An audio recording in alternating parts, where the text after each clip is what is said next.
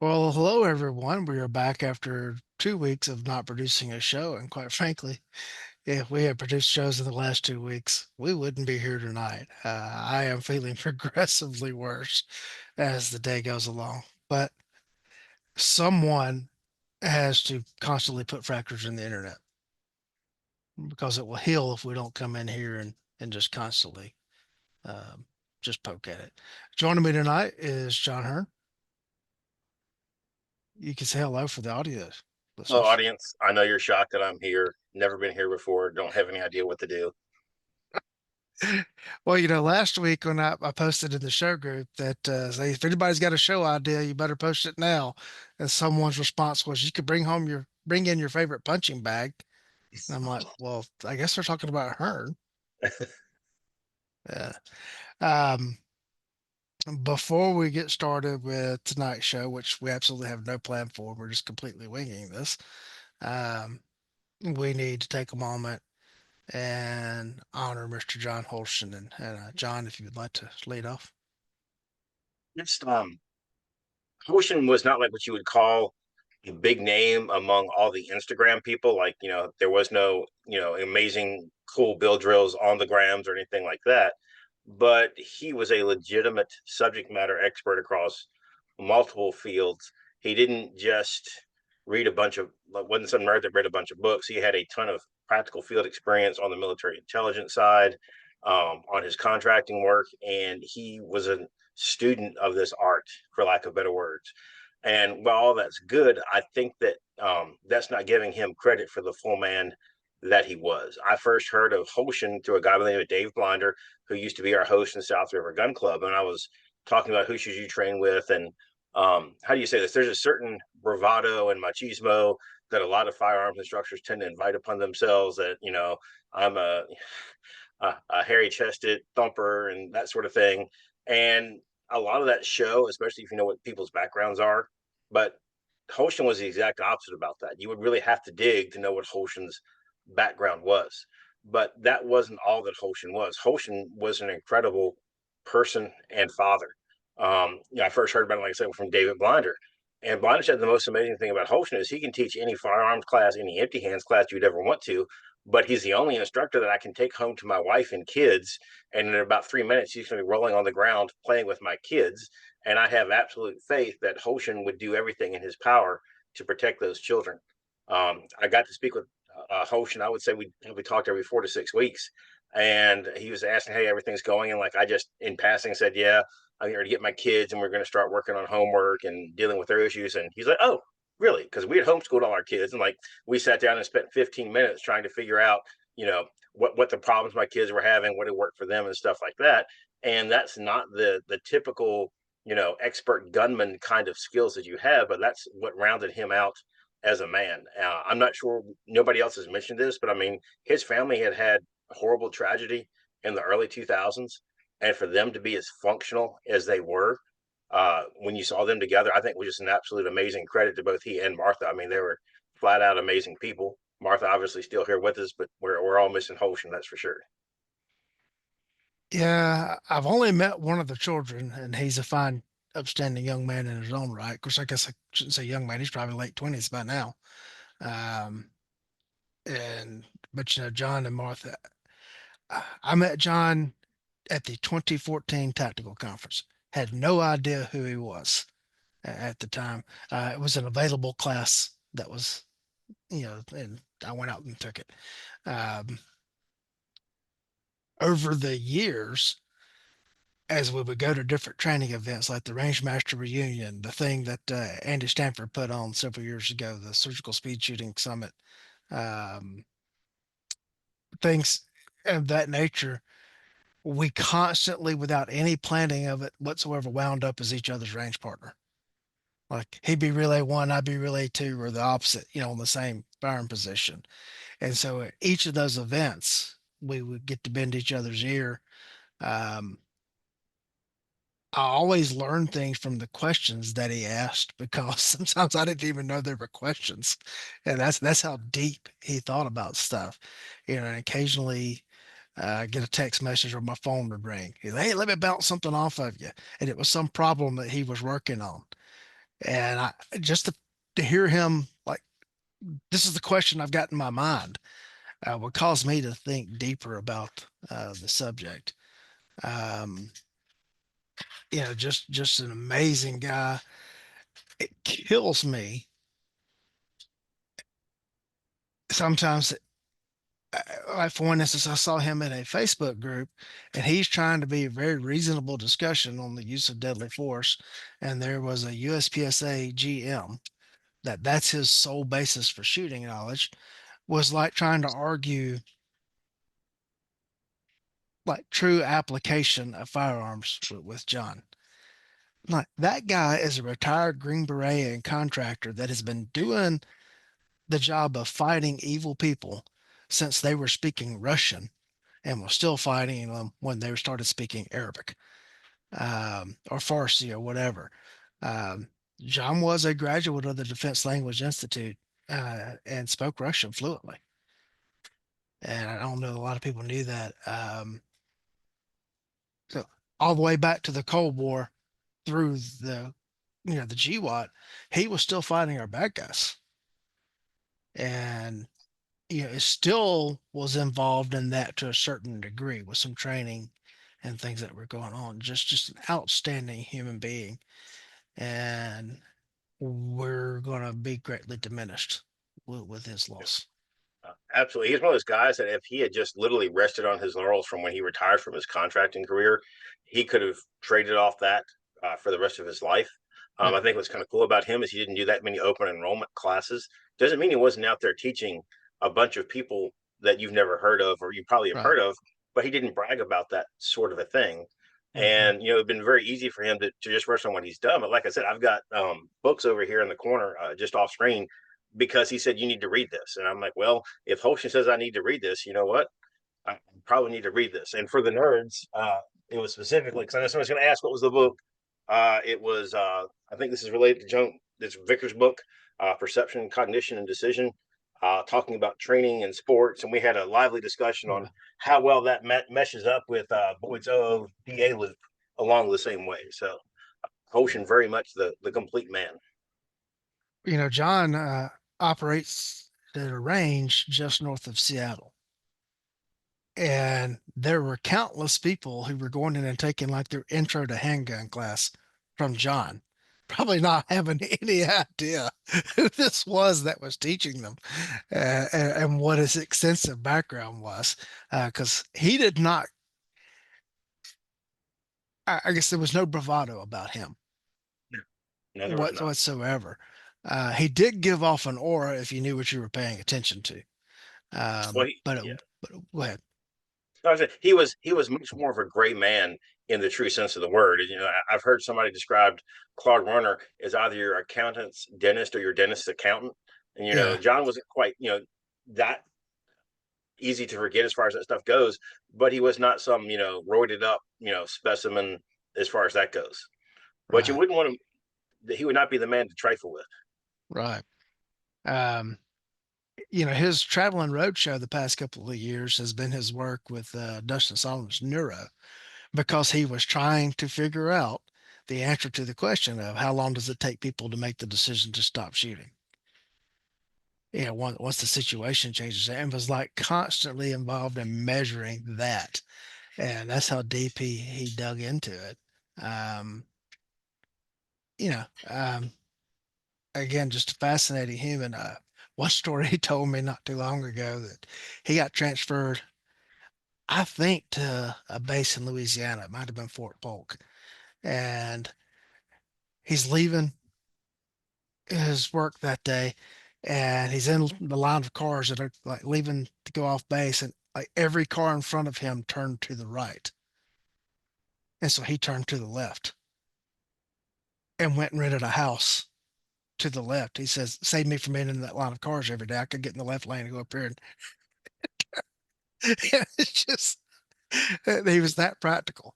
Um, in April, I got to spend the day with he and Martha at the Colorado National Monument. and then we had to drop Martha back off at the range, and then we went and poked around Grand Junction and going to various museums and stuff. And it was just a fun day, just out with a buddy, just chatting the whole time, occasionally talking about firearm stuff, occasionally talking about history stuff, uh, and just other just nonsense. And man, I'm going to miss the text messages and the phone calls. Yeah, dude, you could call him up with any. I'd say, "Hey, man, you got a few minutes to talk," and it would typically end up Yeah, being an hour and a half long conversation. yeah, And the other thing, Hoshin was very approachable. I think anybody can go up to him and ask him a question. And contrary to what some people think, there are in fact stupid questions, right? yeah. But Hoshin could answer a stupid question without making you feel like you were stupid. Right. Something that I think I'm allowed to share, and this is not me trying to like poke at John or anything Hmm. like that. I just found out very recently that he mentioned this very quietly that he was in the Navy at Yeah. the start of his military career. He was Hmm. actually in the nuclear program. Apparently, he didn't make it through that whole process. But dude, to even get through the gate to be Yeah. considered for that nuclear power operator, dude, he Hmm. was literally a genius level man when it comes to that kind of stuff. And when you start applying that same intelligence and analysis that he picked up along the way, it's a potent formula. And I quite frankly, I don't know who's going to fill that void at this point. Uh, I knew that he had started off in the Navy and then ended up transferring to the Army. I was not aware that it was a nuclear program, but Yeah, you know, one of our cousins told me that. yeah, just like I said, graduate of the Defense Language Institute, just great guy. And the palpable loss that we have in this industry, and it's a crying shame that he was not better well known. Think he probably had all the business he wanted to, though, right? Yeah, We were kind of plowing the same fields, and me, Holschen, Murphy, to a certain degree, Gelhouse. I mean, dude, it's a pretty wide open field. It's not particularly fertile. So, when you're trying to sell people chocolate covered Brussels sprouts, uh, the competing for a very narrow slice of the market. yeah, for sure. Yeah. And just anything else on John before we roll on? Nothing that pops to mind. I had to rush out my little kind of respect to him that I threw out my newsletter, but I just think that, like I said, him literally sitting down, with me going, "Hey, what problems are your kids having?" And I'm like, "Well, it's those letters that combine syllables, like the THs and the BRs." And he's like, Mhm. "Oh yeah, we know about those." That kind of a thing. I mean, he was as complete a man as I think I've ever met. All right. Looks like Karl Rehn is joining us. Woo! Well, Classing up to join. yep. Well, we'll give him a minute to get set up in here. But It is, in fact, a lovely ceiling. I think we're supposed to have some filler in here while Carl's getting going. So I was enjoying the camera moving around. there's definitely deep thought going on. For all this camera jiggling, we're expecting great things, Carl. That's right. Uh, Well, this camera went this is dark why again. y'all beat up on me so much. This is kind of fun. I gotta get it. Yeah. Well, it Oh, just I sounds see. like this. I see what I did. That's not going to work. Ah, I was trying to use my iPad for Zoom instead of my computer, Hmm. and I have a bunch of background noise going on, which will go away before we actually start. But we don't start for a while, right? We're actually live right now. Yeah, we're live. Lovely. It's not your first time on a hot mic. Interesting. I thought it was 8 o'clock Central. Oh, maybe it's. Oh, I'm sorry. 8 o'clock Eastern, 7 o'clock Central. Oh, well, Oh, yeah, that's a big yeah. difference. Yeah. Well, it'll be okay. It'll be okay. Reposition here. Numbers. Maybe his incredible production skills will edit all of this out. I assure No, he you. won't. No, he won't. No, we won't. Uh, remember, I'm a words, not numbers. All right. All Is the right. So, background Carl, is the background noise tolerable, or do I need to go try to fix that? I can't hear anything. I can't hear Great. anything. Great. Carl, we're both firearms instructors. We can't hear anything anyway. Right. Yeah, I was deaf before I spent 27 years on shooting ranges. All right, Carl, we were just taking a few minutes to offer a few words about John Holschen, if you would like to chime in. Oh my gosh. Yeah. Whoop. This iPad thing is not going to work out. I'm just going to have to hold it. Oh, well, such as it is. And we've lost Carl.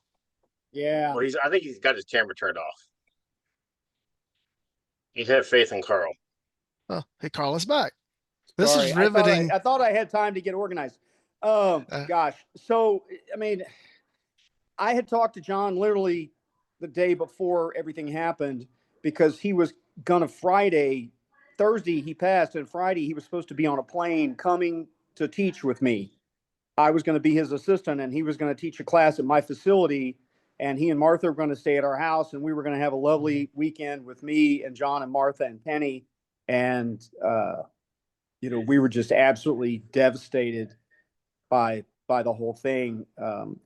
And we lost Sean Hoffman, who was one of my assistant instructors a couple of years ago. Very similar situation, just a heart attack out of the blue. So it's sad. It's just really, really sad because there's so much information. I think we hadn't finished getting everything that he knew. We hadn't finished mining that well of knowledge.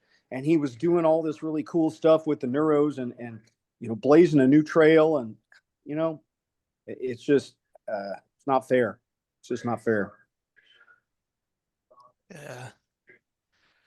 All right. Well, we're going to move to some questions that some of the audience members have asked in the show group.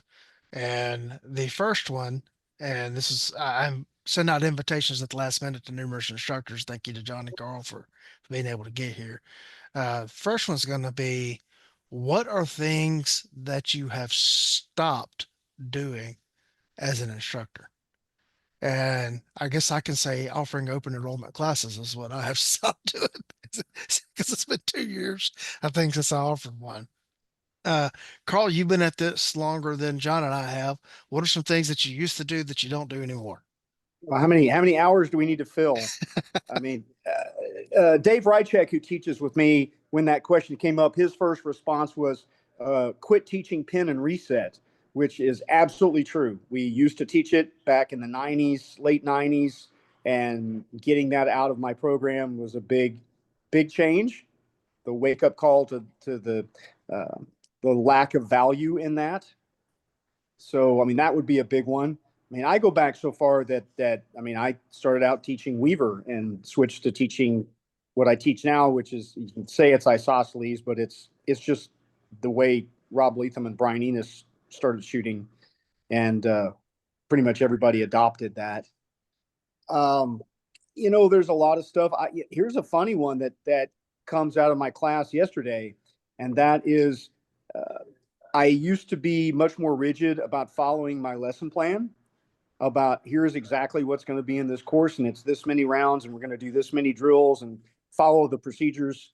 And over time, I've learned to be more flexible and adapt to the group that I had on the range. That the big learning objectives were still there, but often it's like, well, this group isn't ready for that, or this group is ready for a little more extra material, bonus content. Let's make sure we covered all the original stuff, and then let me give you some new material. And I think that's evolution of getting better at teaching and getting better at having lots of material just in my head. Most of the lesson plans, rarely now do I have a paper lesson plan in my hand when I go on the range, but I know what the course is and I know what the material is. And so it's just sometimes it's not exactly the way it was 2 years ago, right? The general content, the general concepts are the same, general learning objectives and goals are the same, but how we get there might be different based on who I've got in class. So I think that's a big change from my earliest days. John? Well, several things. So it's kind of funny because things I try not to do anymore. One of those is just wing it. So I have like a mixed relationship with lesson plans. I think that I have to have kind of a lesson plan, not so much because I don't know what I'm doing, but like I'm afraid I'm going to miss stuff. So I let the lesson plan kind of serve as a checklist to make sure I'm covering stuff. So you have to, have some kind of a brief outline what you're going to do, and it actually helps to consult it. Things I screwed up. I had Spalding, and when I was doing a 1 day version of cognitive pistol, um, we ultimately finished that up with what I call the defang snake drill. Well, I had done the whole briefing, the dry, and made everybody work with it. And somewhere along the way, I actually forgot to run the whole exercise that we do with that on the range to get that material across. So again, not slavish lesson plans where X number of rounds are going to be fired. And I like what Carl pointed out. It's like, hey, there's going to be a time where we deviate from this goes. So I was teaching, actually talking about a pistol up in Pennsylvania, and like you're sitting here looking at these people, and the way that class is structured now is there's a dry, kind of a dry warm up period, and we work Lynn's sensory trigger drill, and I'm like, we can work Gabe's 3 trigger drill. It's directly congruent with this material. It's not going to cost any rounds. It's going to cost us 5 minutes, but it's got a lot of teaching value. So again, I like lesson plans, but you also have to know when to deviate from the lesson plan. Mhm. For me, uh, my whole former discussion on stance has now changed to I suggest you use one. I heard a great way of putting it, even better than that, the other day, is that stance is a luxury. Um, it only matters when you get to choose it. If you're ducking for cover, running across a parking lot, trying to get into a position to fight, you don't get to pick an ideal stance. And I think too much emphasis is placed on that. Um, it's funny you talk about the pin and the pinning the trigger. I was taught that early on, um, in the academy and then shortly thereafter. And then I went to a class that it was based on the Rogers system fairly early on. And in that class, discovered all on my own reset during recovery, and thought I was onto something like the whole firearms world had never even heard of. And I go back to my agency and I'm like, "Hey guys, did you know that you can reset the trigger while the gun's in the cycle?" And like, "We don't care, Weems. Shut up." And so I just kind of sulked and was doing this thing for forever. And then, later as I found the whole open enrollment world, I kind of, oh, wait a minute, there's other people that do this too. Um, it just things that get in to the training world sometimes tend to get regurgitated or recycled or repeated without fault. Um, and it's hard to get them out. That whole pin the trigger, was an intermediary step for when the transition from double action revolvers to traditional double action pistols was taking place. And it was to teach the 2 different trigger presses. And it was supposed to be something that went away as you learned to transition from the double action to the single action trigger. And that portion of the message got lost. Well, that was in the 16-hour version of the class, and the agency cut it back to 8. So sorry, we missed the important second half. That's Yeah. that's probably exactly how that happened. And I'll say along with that, something that's very parallel is the whole gross motor skills thing. And your thumb is smart enough to hit the magazine release, but it is too dumb to hit the slide stop. Um, Yeah, I here in the last couple of years, I have to give credit where credit is due. My friend Eric Weiss at Cornerstone Performance is a local firearms trainer with one of the large police agencies, and I think possibly out of necessity, because of the different sizes, everyone in their department carries an M&P, mhm. and they started teaching everybody almost exclusively use of, if you're right-handed, using the left hand to press the mag button and using the left thumb to work the slide release if you're using the slide release at all. And I had already been noticing a lot of people struggling and having sympathetic, let me get my hand in there, thumb and forefinger movement locked Mhm. together. You try to move one finger and the other one goes at the same time. And I Yeah. got so tired of seeing trigger fingers hovering near the trigger when people were trying to manipulate the magazine release with their gun hand thumb. I gotten to where I just exclusively, and I know we can put the timer on it and we can argue about the half second that we're Yeah. giving up. But in terms of a technique that's applicable to everyone that I teach, that will work for everyone, that will guarantee their finger is off the trigger and they keep a full firing grip on the pistol.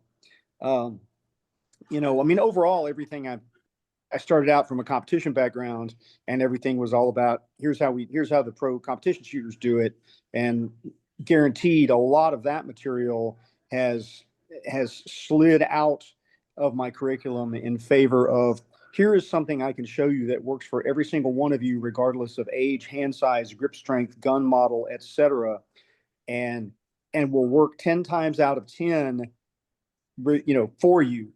And the timing piece of it is not as critical. So for sure, I'm not as tied to the timer as I was, and I'm not as tied to teaching, oh, everybody does it this way, because the everybody you're talking about is 20 to 30-year-old young men with large hands and gamer guns, and not small guns that they're trying to conceal. And way too Yeah. much time in mom's basement to practice all that stuff. Yeah.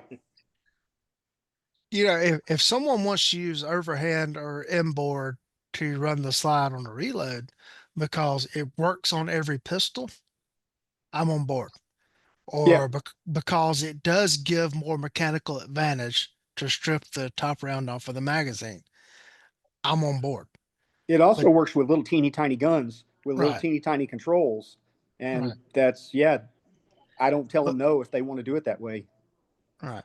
But don't give me this whole gross motor skill thing.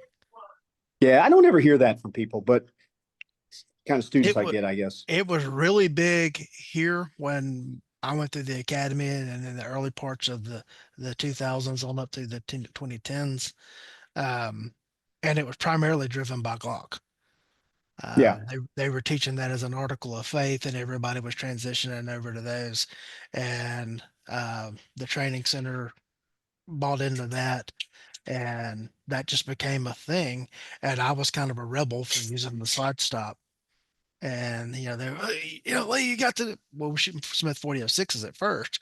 Like, well, when I stick the magazine in and I bring my hands back together, my left hand thumb is directly on top of this big, aircraft landing strip slide stop that was on the Smith 40-06. Why don't I just press that thumb and the slide goes forward, and I don't rip my fingers on the decock lever by doing Yeah. the manipulations? And so I started doing that. But man, sometimes people would freak out. I went to an officer survival class at sheriff's office in Northeast Georgia, and they were having a man-on-man competition, and I used the slide stop to send the slide home, and they stopped the class and Peter. taught a block on gross motor skills to send the slide stop home. I mean, to send the slide home after a reload. And I just So you sat there, positively impacted the curriculum, is what you're saying. and so for once, I managed to sit there quietly, and then I won the man-to-man shoot-off doing what I wanted to do. Yeah. Um, but I'm just using that whole thing as an example of things that get into training. We don't necessarily noodle them out, and then it takes forever to get rid of them. And I went to a class at Glock 2 years ago, and I was like, okay, I wonder if they're going to go nuts if I use the slide stop. And they didn't. And so in a side conversation with the instructor, I said, hey, man, uh, when did Glock quit worried about this? He's like, we're trying to quietly let that go. John, you got anything? No, I was gonna throw in there, like you're saying, I'm not teaching any open enrollment classes, dude. I'm not teaching any in-service classes, and my life is much, much better. Okay, the most miserable job in firearms instruction has to be in-service training. Uh, everybody that's sitting out there thinks that they can do it better than you can, um, despite being unable to show that when you give them the opportunity. They just want to regurgitate the same nasty myths. They want to talk about your poor Mm-hmm. use of time. I'll never forget, I hauled um, my fleet of 15-22 rifles up to Virginia to teach a block of, I only had 4 hours to teach a block on rifle. And I spent a little bit of time on, how you manipulate the safety, touch the trigger, get this, get the slack out, and run the trigger on an AR. And that was one of my after action critique debriefs, was that I spent way too much time talking about how to manipulate the trigger. Apparently you're supposed to beat it like it owes you money or something, and everything works out great. So yeah, not teaching in service is a great way to make your life better. Not that helps you, of course. Yeah. Carl, anything else you quit teaching? Oh, yeah, I got a million things. When I teach the draw, we don't count so much as we used to. I did actually get that from the NRA CCW course, that we used to laugh about it, the way that they had like 8 different steps with all the words. But I do appreciate the words. Instead of saying 1, go to position 1, I'd rather say, lift your garment, grip your pistol as the starting position instead of using numbers. I still explain that, hey, if you hear people talk about shoot from the 2, this is what that means, and understand that. But we don't like dogmatically count it on the range 1, 2, 3, 4. Even though that's the way I was taught to draw, was the 1, 2, 3, 4 counting method. But I think the argument is a good argument to say, well, we should use, join the hands, extend, put the action verbs on it, say, well, you're supposed to do this thing, then the next thing, then the next thing, then the next thing, instead of that's a number, right? The redirection, the reassignment. It's like the people I get, it's 4 hours of learning to draw is the first time they've ever seen it. And who knows if they're going to practice it the week after class. And so I better use real words and not put it in code. Yeah, I will teach the numbers just so that people know what position I'm talking about. If I say, hey, go to position 3 here real quick to show something. Uh, I've taken to using backwards chaining, and I teach the draw stroke in reverse Yep. Do that too sometimes. rather than starting from the holster. And I finally figured out after all these years, instead of insisting on people coming up to the pectoral index, rotating the muzzle, joining their hands and going out, I just have them sit at a table and have them draw the pistol. And then I ask Yeah. them, what do they have to do to get the muzzle where, oh, I had to lift it and turn it. Okay, well, does that make sense? Yeah. And it's like, it's a light bulb moment. And I'm not constantly over there. Hey, John, you're not doing what I told you to do. You're not doing this other. It takes the whole confrontation out of the equation. Yeah. Um, and I've I got call a, that experiential learning, and it's much yeah, better if they figure it out for themselves. I'll do a stuff when I right. teach carbine. The first thing we do is, obviously clear rifles and stuff like that, but we just move around each other. And I'm like, okay, as you're standing there, do you want that guy's safety on or off? I'm like, I want it on. Okay, well, seems like we've solved the whole debate about whether we're going to run the safeties on as far as that stuff goes. Yeah. Other little things I've picked up is, it's like, I try not to assume that people know what I'm talking about anymore. So I was playing around with this. I was having a big problem with support hands not going where they're supposed to, and support hands chasing when I was doing presentations. And it's like, I literally just on a lark gave everybody kind of a piece of masking tape underneath their dominant eye and said, okay, that's your target. I want your support hand to go there. And then I was thinking about it. I've actually got this sitting here to take pictures. This is just a little pin, lapel pin, but it's Mm-hmm. smooth on the back. I got these from Hobby Lobby. I think if I ever, when I teach combative pistol 1 again, I'm probably just going to give these to everybody. The back is really smooth, so you can, like, okay, put this on your shirt. That's where your support hand needs to go. Having that, just some kind of a tactile reference, just so they don't have to be reading my mind, is like, move your hand to the pin. Oh, okay, I'll move my hand to the pin. Don't move your hand from the pin until you have 2 hands on the gun. Just not making assumptions is a pretty good way to do. Yeah, I think that's relevant because we know what we're talking about. The students don't necessarily know what we're talking about. And rather than admit that they don't know, they'll just stand there and nod their head. And then they do not what you said. And then it's confrontational. When you give people, one, demonstrations, and then two, give them something like you're just talking about, it clears up all the ambiguity. Carl, anything else? Um, I've gotten rid of a lot of my lectures, and I try to get people with guns in their hands sooner. The class durations I run are, short. Mm-hmm. And a lot of it's like, look, here's the handout. You can read this after class. I'm not going to read this to you. We're going to go do stuff. Here's your SIRT pistol. Here's your red gun. Do this, try that, put your hands on it, and let's explain the techniques and the reasons for things through exercises. I will say, but owning a lot of SIRT guns has changed the way I teach. And red guns, and now I've got a Grip Keeper gun. The Grip Keeper company makes a bunch of really cool training guns that you have to squeeze them to hold you have to put your grip on it to hold the thing in there. But there's so many tools out there now, so many dry fire toys. Somebody showed up with a SIRT pistol that I think Strike Man sells, that instead of making a continuous laser, you pull the trigger and it makes a laser flash, which works with a bunch of the different dry fire toys.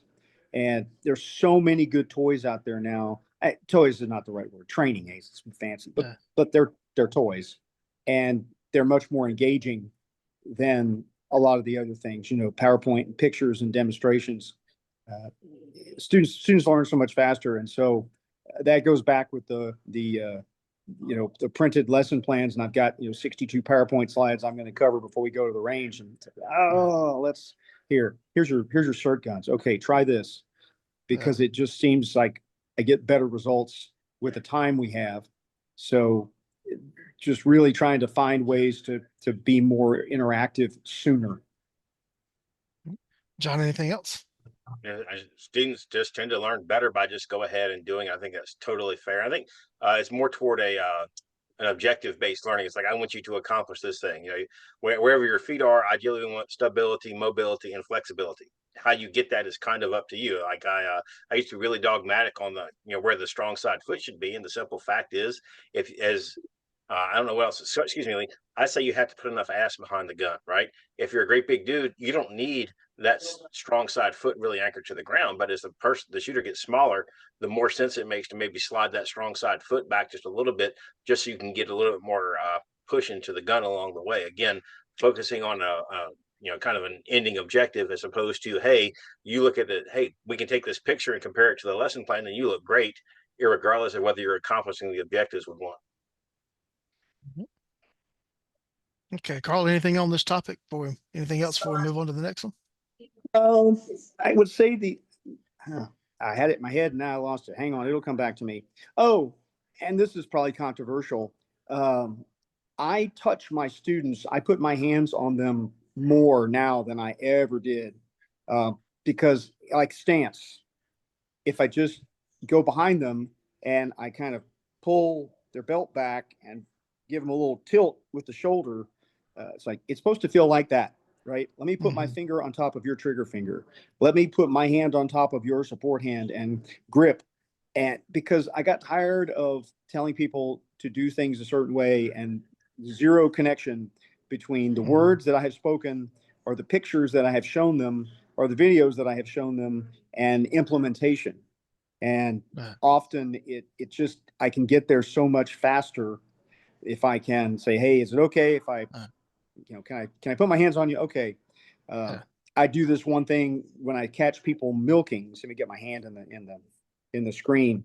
So if they're tightening their grip when they're pulling the trigger, I'll put my hand around their forearm and I'll go, are you shooting like this? I'm like, yeah. And once they feel it and I say, you need to shoot like this, and I grip hard and then I press with my trigger finger, and these fingers aren't changing grip pressure. That seems to get the information across faster, because that sensation of touch, the tactile part of it, I know we're told, I guess, institutional training, oh, we can't do that, can't put your fingers on people. But with the limited time, sometimes it's like, look, I can tell you what you're doing and you're still going to keep doing it. But if I can get you to feel the difference between the thing that you're doing and the thing that you should be doing, maybe then you'll realize that you're doing it and you can change it. Yeah, I think as long as you ask the students permission. I do most of the time. There's probably times that I don't. Yeah. But if you ask the students, like, oh, can I just look? Yeah. This is what you're doing and you need to quit it. Yeah. But if you ask the permission and they grant it, there's not a big deal to that, I don't think. Yeah. I mean, a lot of that's just the results of institutional training. If I had to define institutional training, it's conveying the least amount of information in the least efficient way possible. And especially once you're in the private sector, you have like your incentives are a little bit different. Uh, uh, I have coined my new phrase based on Tiffany and Ox, where they talk about gateway students. I said that now I teach government funded gateway students. Yeah. And and I've learned a lot with the students that I now have. I'm having to get better to meet their needs. Yeah. Yeah, the students that I was getting in my open enrollment classes were people who sought me out specifically Sure. for what I could offer them, and they were already coming to me with a basis of knowledge. And now I'm spending most of my time teaching the people that they gave me this gun and this holster, which how does it go on my belt? And when you're having to basically learn how to explain things to people that have no basis of knowledge, like I say, I think it's making me a better teacher. Oh, Uh, yeah. and I'm learning a lot from it. I'm hoping that they're getting a lot from it as well. Um, and that's in the classroom as well as on the range. I teach a lot of the academic subjects now uh, for basic cadets, basic students, and like things that I thought were just so obvious that you didn't need to say them. Now I'm learning that's not the case, and just Mhm. different ways of doing things. And not everybody had Mrs. Thomas as their seventh grade civics teacher. Right. I have to remind myself that. But well, how about this? Here's another question from the show group. What are your favorite and your least favorite firearms that you have owned? That I've what? Your favorite and your least favorite firearms that you have owned. Well, you know me. I'm a the I would say the third generation Smith and Wesson double single guns are some of the most unshootable guns ever made for the average person, and I cry anytime someone shows up with guns like that because it just means everything's going to be so much harder for them. Yeah. So I'm now that's probably my my least favorite. Uh, I don't ever get a hankering to get any of my double single guns that I have. I have never I never get a desire. Hey, that's gonna be fun to get that out and shoot that. No, I haven't. I do have a hankering for a double single gun or a traditional double action, as I call it, um, being trained by Smith and Wesson. I have no hankering whatsoever for a third generation Smith. And I know Smith keeps teasing that they're going to bring one back. They actually had on their social media this week 4 different third gen Smiths. If only one could come back, which one would you want? And I'm like, none of them. Yeah.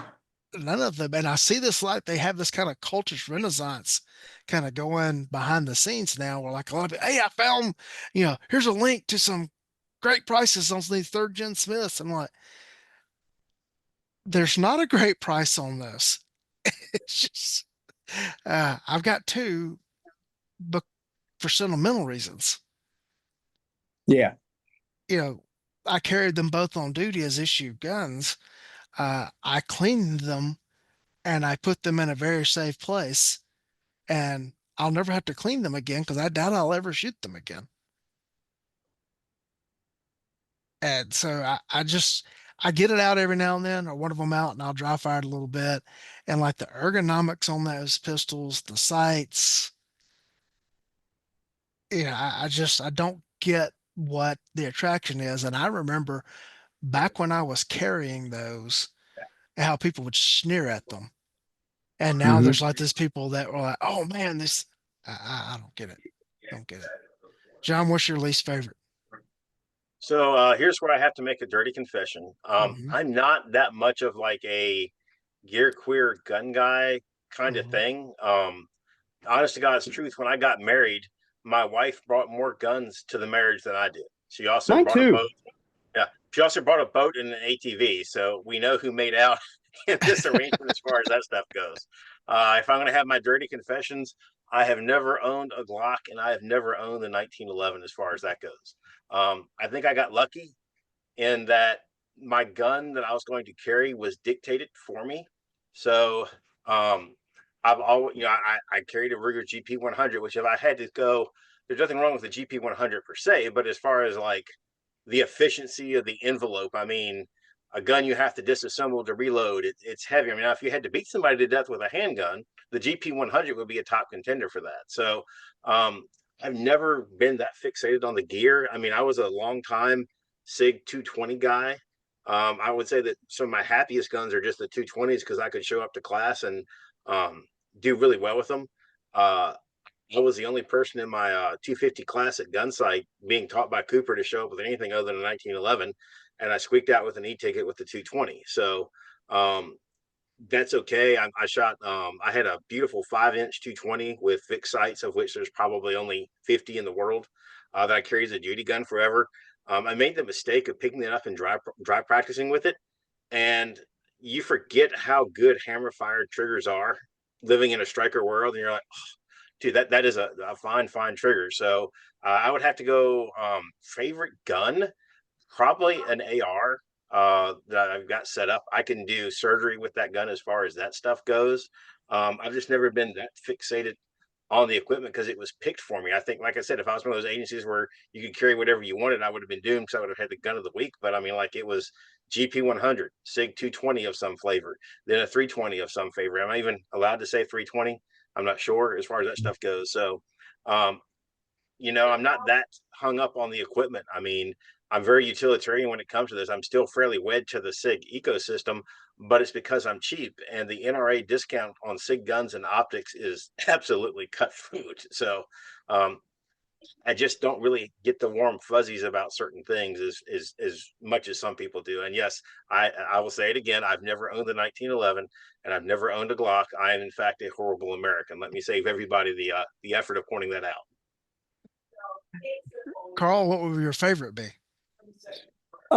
Some kind of 1911 or 2011. I was actually shooting we built a 45 caliber 2011 out of parts that I won at matches. Actually, Penny won some of the parts, and I won some of the parts. And we put this thing together, and it's hard chrome by Virgil Tripp, and it's just lovely. Everything about it is done to perfection. And I was shooting that today purely for my own entertainment. And that's probably some kind of 1911 or 2011, either in 38 Super or 45, because I shot those guns in competition so much, and they're accurate and they fit my hand really good, and they're just magic. But I don't carry a 1911 because of the thumb safety and the grip safety and all the other stuff that go along with it. Uh, I started out when I was going to TACCON, going to the early Rangemaster things. I had my Para, double stack 45 pistol, and I had so many problems with some of the one-handed stuff in some of the Tom's classes and other classes, and I ended up just bailing on it and going to a striker fire gun. And the M&P series would be my second favorite. And I just don't do that much with rifles. If I get a rifle out, I get out a lever action 45 Colt and do cowboy things with that. And I have a bunch of ARs, but I'm just not a big rifle person. I don't teach the rifle classes for our school. It's for me, that's an occasional thing, but most of the time, if I'm gonna shoot for fun, for me, it's probably either a 1911, 2011, or an M&P.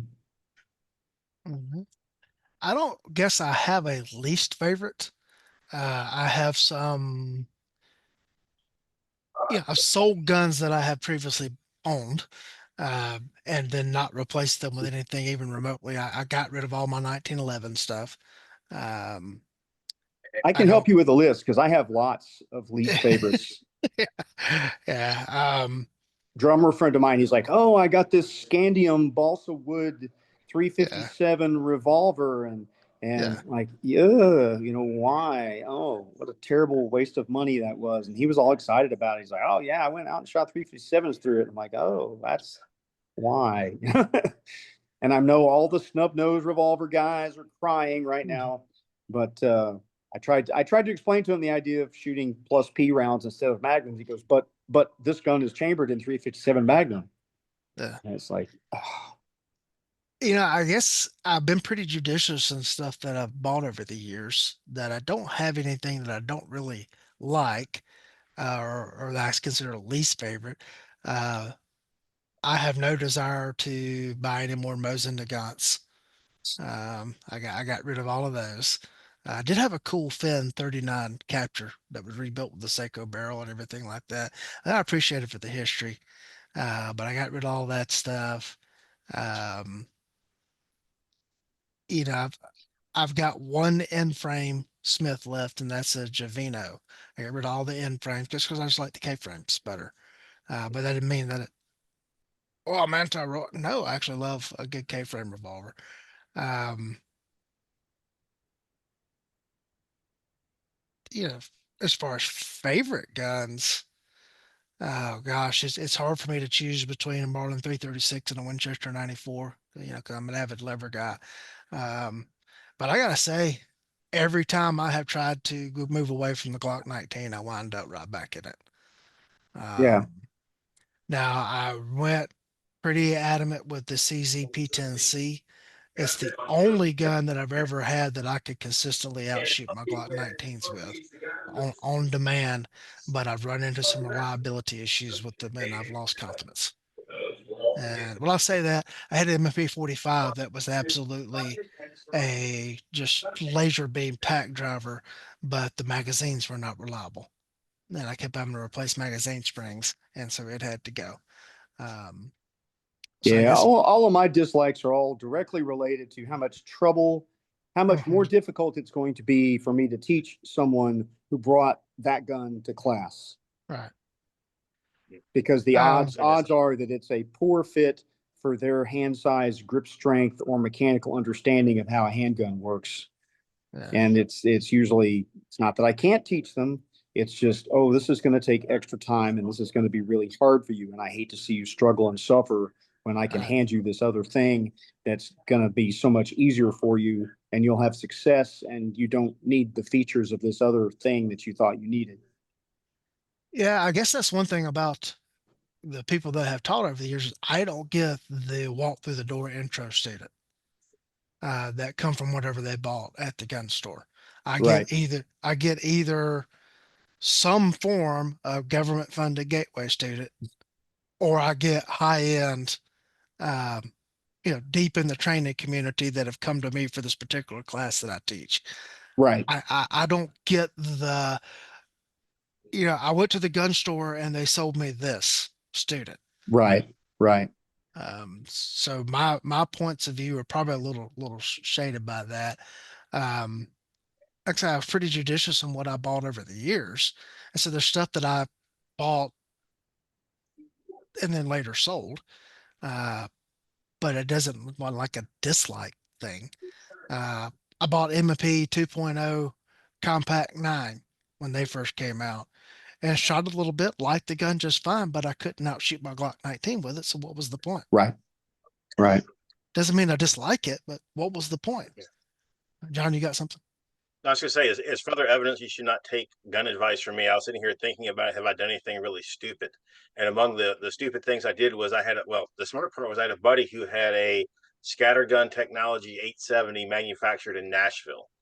And he sold it to me for what it had cost him, which was like $800. And when I started doing the whole get out of debt thing with Dave Ramsey, I started looking around. I was like, well, hey, what can I get rid of? So I actually sold that scattergun technology 870 made in Nashville for exactly what I had paid for it. I should have at least marked it to $1,200. Right? So again, don't take gun advice from John Hearne. He does not make good decisions. And if he makes a decision, it's on largely utilitarian basis. Yep. Yeah, Going back to the earlier question as it relates, something that I do differently now than I used to do is absolutely immediate willingness to reject student equipment and holsters and replace it. As over the decades, I have accumulated a library of, there are guns that I have bought purely to have as loaner guns for students mhm, where I get a gun and four magazines and a holster and put it all together. And it's a gun I would probably never mess with or use for anything. But I had 16 people in class yesterday, and I think we had five in the class that either I had to modify, repair a holster, adjust a holster, loan magazines, loan mag pouches. If we count everybody, it was like 9 of the 16 I had loaned them something to get through class, and there were five that were significant equipment, trade outs. And just because, again, people don't know what they don't know, and they get what they think is going to work. And I think as I've gained experience with this stuff, I was just like, oh, this is just not going to work. This is going to be hard, and let me help you make this easier for you so you can learn the thing without so much struggling. You should be able to make a snap decision that that person is not going to be allowed to have that gun on my line. I went to do a church security class a couple years back, and the student with the objectively worst gun handling on the line was shooting one of those very small Glocks out of the world's worst AIWB holsters. And I'm like, before we even put a live round, I'm like, no, how about this? I don't think that gun's really fitting you. How about, like, here, take this gun off my side. Here is a holster. Is it, dude? Just run this gun all day. It'll be better for you. You'll shoot the bigger gun better. And it was like, no, it's just like, dude, that was a horrible gun, a horrible holster. It was just going to be bad all day long. And Yeah. there's a point when you just say, no, that's just not going to happen today. I do a lot of pre-class interviews. I had one student that came to class yesterday, and I was very pleased. He had two guns. He had a Bursa Thunder, and then a Israeli Bull clone of a CZ75. And originally he was going to bring the Bursa. And after we got to talking, he said he had this other gun. I said, bring both of those guns. And that Bull CZ75, you could run it cocked and locked. He didn't have to struggle with the double single and stuff. And it fit his hand and it shot good. And I had a holster and he used that. And he made great progress with that. But I'm sure Bursa will be upset with me. But the Bursa Thunder is not, I don't hate that gun, but it's not one I would recommend for anybody. And he, luckily in that case, I was able to intercept preemptively during the sales call when he called to sign up for the class, asked enough questions to say, hey, let's go with the other gun. And I think he was happy about it too. So, Our answers are all running to stuff from the training and carry world. yes. And one of the other questions in the group was, why don't you talk about the fun side of shooting? Just going out and plinking or just competition stuff versus, everything is the defensive or training thing. And so with that in mind, I am going to say favorite gun that I have ever owned. Um, I have a Remington Scoremaster 22 rifle that was my father's. Cool. And my grandfather gave it to my father when he was 8 years old. And so he roamed all over the woods where he grew up and where I later grew up with that Remington Scoremaster rifle. And I did the same thing. You know, when I was, 11, 12, 13, out roaming around in the woods with that rifle. And I can't tell you how many pine cones and ant beds I have shot with that rifle. You get out in the pasture where you can, like, you don't have to worry about your backdrop. You like see which is the furthest away fire ant bed that you can hit so you can see the dust cloud and all that kind of stuff. And the feed store back home sold Winchester ammunition. And I could talk my father into every now and then bringing me home a box of Winchester Wildcat. Yeah, And, Nice. baby. Yeah.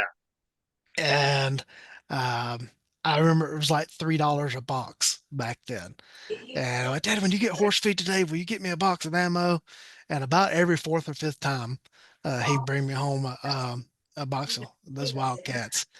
And I'd spend days roaming the woods or the pastures and everything, just plinking stuff. Um, with that. I found somewhere like a bunch of little round cardboard circle cutouts. I don't know where they came from. And like I'd go nail those up on trees and see how far away I could get and still hit them and everything. And it was, that's probably the most fun that I've had with a firearm. The emotional connection to that firearm. Um, growing up, this was my daddy's gun, and 2 years ago it became mine. And um, fact that it came from my grandfather to my father, and now to me.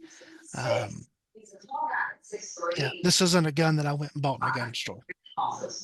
This is something that is a family heirloom now, and I've got some other stuff along those same lines, guns that I inherited from both of my grandfathers and the like.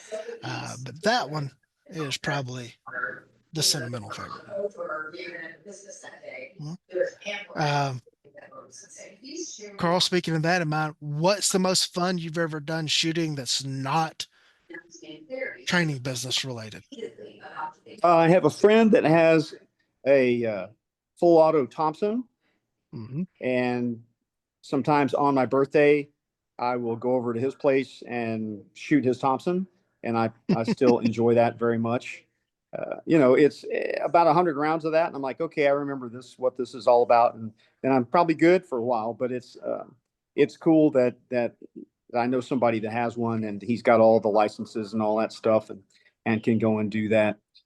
Mostly if I'm going to shoot something for fun these days, my recreation is, for example, someone sent me the Coast Guard pistol qualification program for the 1983, and I went out and I shot all the Coast Guard qualification courses, and I got it on video. And eventually, when I get a spare minute, I'll put it up on the internet in a blog form and all that. But that for me right now, that's kind of, if I'm going to have fun, uh, it's usually doing something weird, some kind of historical thing. And I'll, got out in 1911 because that's what they were carrying back in 1983, and shot all the courses of fire from, there were three different ones in the uh, in the program. And that sort of is fun for me to see what I can do. How can I, how good can I shoot this, and try to use the gun that they used and the techniques that they used of that era. The manual shows exactly how they want you to shoot. Stand this way. This is one handed. This is two handed. Hmm. Whatever. And that's for me. That's entertainment. And I run little matches on Wednesday nights during the summer, and I have great fun shooting those with my friends. And so but I just normally just shoot my carry gun in that just for fun. I don't try to win the match as much as I'm just having a good time shooting the stages. And that's about the level of motivation I have for competition at this point. That it's fun if I don't worry about it, and I'm not training to go shoot an 80-person club match, and I'm not getting ready to Yeah, go shoot the nationals or anything. It's just like, hey, just gonna go shoot a little backyard match and have a good time. I did get back into shooting Glock matches this year. Um, just I woke up bored on a Sunday morning and there was a match a couple hours away. So I'm gonna go shoot that and had an absolute blast. Uh, did a road trip to go shoot one in Virginia just because I wanted to, or West Virginia, just because I wanted to go up to that part of the country and get away for a weekend. And then I got up at 5 o'clock this morning, which just tells you how wrong it is, to drive over to the CMP Marksmanship Park, which is in Talladega, Alabama, folks. It is not pronounced Talladega. It is pronounced Oh, Talladega by mm, people who live in Talladega. And I shot the annual, it was the Gunny Challenge match there. And I had kind of a mixed day because I had my best ever score and my best score since I've started out back shooting it in one division. And I had my worst score since I started back shooting in the other division. So I, I, I don't get it. I only shot two. Uh, John, what do you, outside of training, what's the most fun you've done? Think the fun thing right now for me is taking my kid shooting. Hmm. He's now 9, and I've got two sixes. The sixes are starting to learn the rules, but I've tried really hard. I basically use the Mudget kind of training method with my 9-year old, and he's like, "This is so simple. You just put the dot and press the trigger straight back." And I'm like, Well, yeah, but don't tell anybody that secret. And it was Yeah. really cool for his birthday.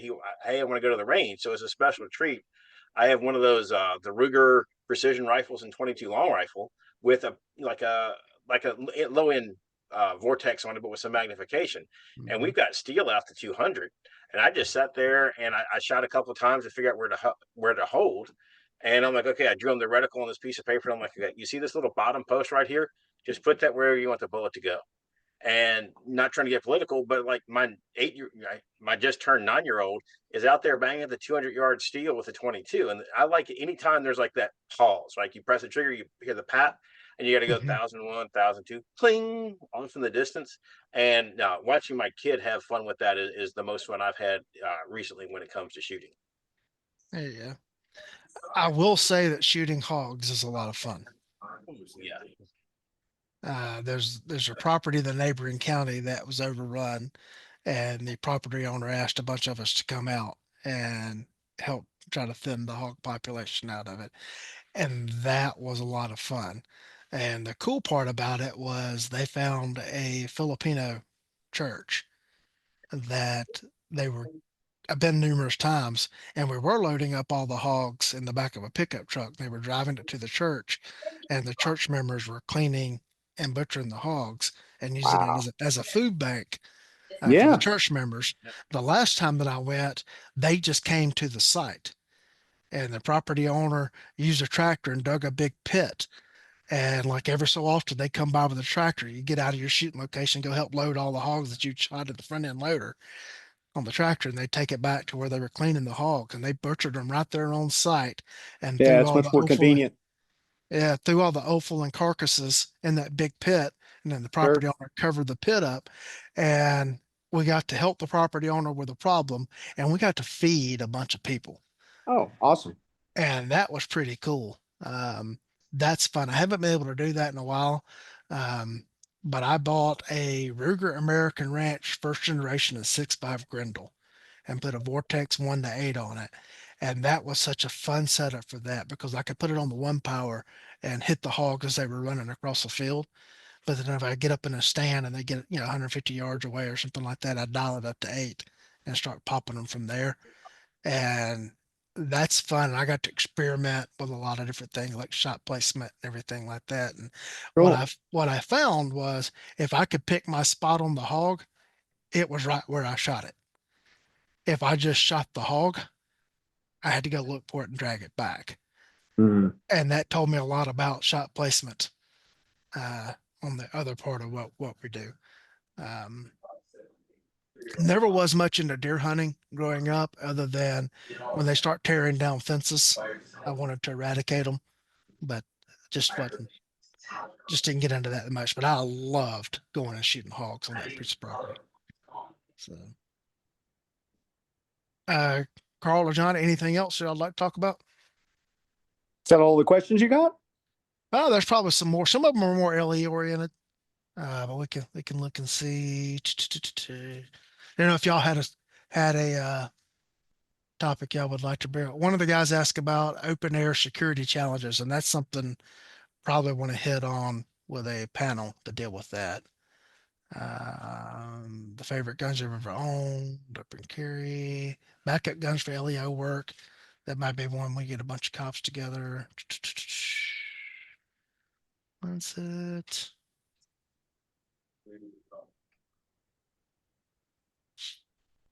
Um, here's one, and this comes from Kent Hauer of Green Mountain, and I actually sent him a message trying to figure out what he was asking about. He's like firearms trainer discourse during times of strife, and basically what he's wanting to hit on is why can't instructors just say I don't know about that topic I instead do. of yeah, Yeah. I do that all the time. instead of just trying to come up with an answer. We saw that with the unfortunate events with Mr. Kirk here a couple of weeks ago, and you had all these people sitting in front of cameras. Oh, this is obviously the mark of a trained sniper, a 200-yard shot. Well, John's got an 8-year-old that's hitting at 200 yards. Yeah. Uh, the very first formal rifle class that I ever went to, I was making 200-yard shots. Now I wasn't a new shooter. It was just the first formal rifle class I'd been to. Sure. And I'm sitting there thinking, 200 yards with a rifle? Still in point blank. I mean, that's not a hard shooting problem. Point blank, is a term. That's basically if I hold dead on, the bullet's going to hit Mm-hmm. within, depending on what your range is, within 4 inches of that. I mean, point blank for 30-06 is a pretty long ways. Yeah. Um, I mean, my response is typically not, I don't know. It's, right. here's someone you should ask that knows more than I do. Yeah. Because I know, and I mean, I'm certified to teach beginner rifle, beginner shotgun, lots of intro level stuff. When people get into, what's the difference between this caliber and that caliber in a rifle? Well, I'll tell you who to ask, but I don't know. Yeah. Skeet and trap and sporting clays and all that. I don't do enough of it to tell Right. you more than the absolute basics. And Yeah. so, I mean, there are some people that get outside their lane. I try Mm-hmm. not to do that. There would, uh, some probably would accuse me of getting too far out of my lane sometimes, but I try to stay in my lane as much as I can. And that's basically, pistol for armed citizens and not private security and not law enforcement and not Yeah. SWAT team stuff and not precision rifle. Uh, Other people have more diversity of experience and they, if they've done all those things, then, they should be able to comment on. Right. Yeah, I One would that say I don't know is just the mark of an honest man. Is what it comes down to. one that I frequently get asked is like church, place of worship, security type questions.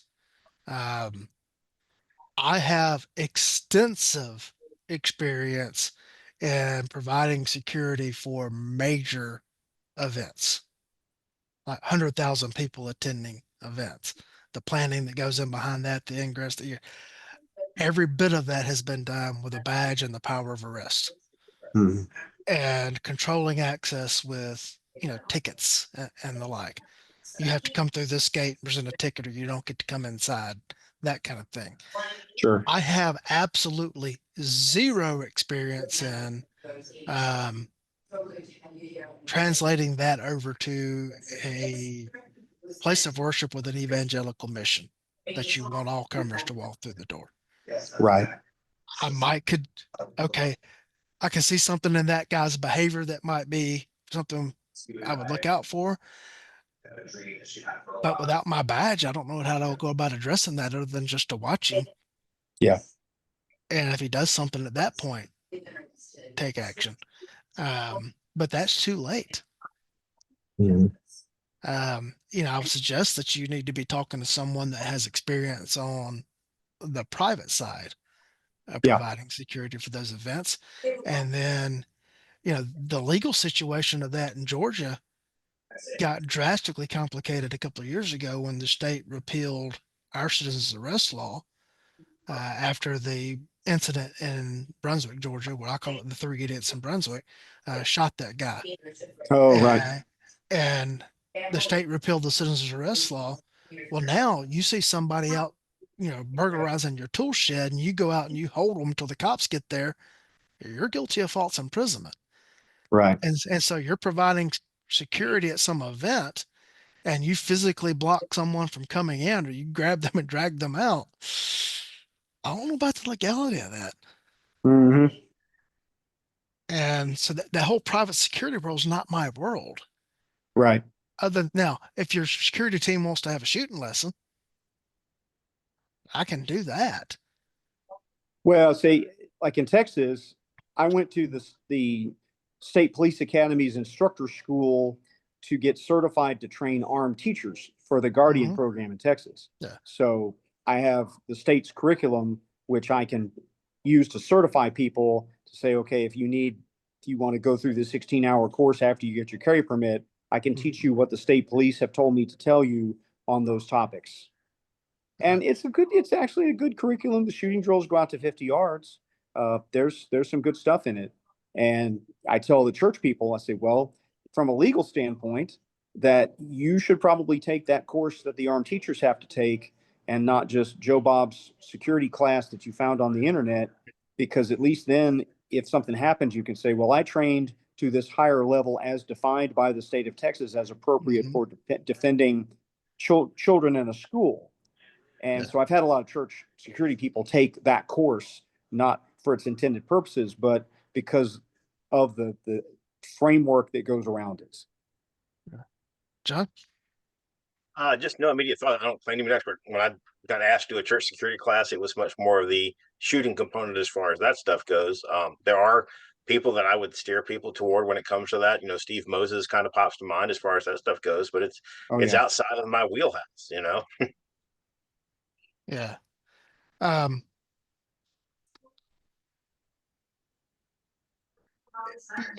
we get into things. I have no experience in precision long range rifle, and I've got no problem saying you need to go talk to somebody else Yeah. with that rather than making up. And then, Carl, you mentioned it.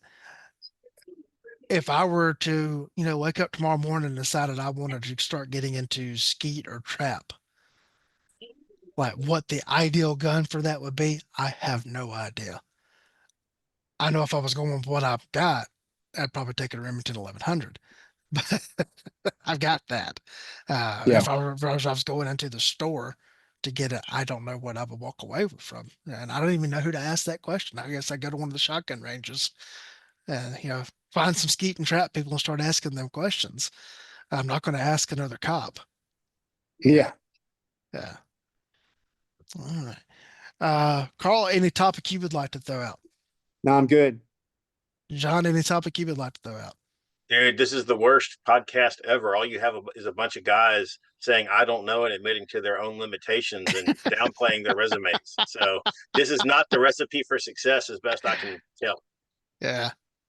There you go. Um, Carl, what you got coming up? Oh, I got 6 weeks worth of classes coming up all the way to the end of October, including force on force instructor and scenarios. And Chuck Pressburg is coming, and some guy named Tom Givens is coming for 5 days. And Yeah. we're full for a while, and then it's deer season, and we don't do anything for a couple months. Yeah. But thankfully, we were talking on an earlier podcast about how I thought that things were slowing down. Things have sped up, and pretty much everything I've got on the calendar for the next 6 weeks is full or almost full with one or two slots left. So interest in training for various reasons has rebounded, and that's great. Do you know what any of those reasons are? Well, Austin's crime situation continues to be terrible, Mhm. and many people keep getting released from jail that shouldn't be there and going back on the street to do bad things. And then the national political stuff is certainly a thing. Yeah. And so I think in November, we don't have a live fire thing, but we're doing another preparedness Mhm. weekend. So we're doing, Paul Martin is bringing in a guy to talk about radios, ham radios, Starlink, citizen communication generally, what to do in a grid down situation. The internet goes down, after Mhm. everybody freaks out. How do you communicate with people that you need to talk to? And then we're bringing in an actual Army medical doctor, pediatrician, MD, to do a full day medical course. He doesn't teach a lot of private sector stuff, but he's going to do a full day medical class. All right. And folks, Carl's force on force class is extremely well done. I highly recommend that. That's on the private sector side. That's where I would send folks Well, to. I appreciate that. I am. There are slots open. I'm going to New Orleans in January, and I Okay. will be teaching the instructor class and the scenario classes there in January. And there's definitely room there. There's definitely room for that one. And Mhm. in It, January, it it does shouldn't pay me be. to